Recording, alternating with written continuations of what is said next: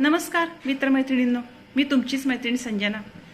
आयुष्याची पहिली इनिंग अत्यंत जबाबदाऱ्यामध्ये गेली।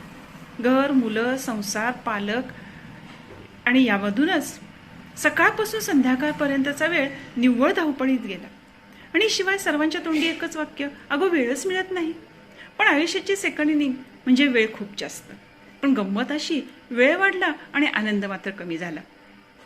पण काही जणांच्या बाबतीत मात्र हा रिकामा वेळ म्हणजे मित्रच असतो।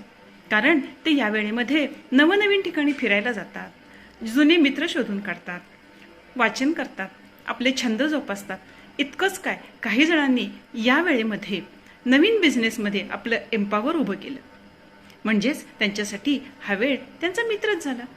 पण काही जणांच्या बाबतीत मात्र हा रिकामा वेळ शत्रू ठरतो। कारण रिकामं मन असलं की आठवणींना डोकं वर करायला जागा मिळते आणि त्यामधून आपण इतके कष्ट केले, पण आता माझा उपयोग काय, मी काय करणार, आता मी समाजासाठी निरुपयोगी आहे, यासारखे विचार मनामध्ये वादळ निर्माण करतात आणि आपण गप्पच होतो।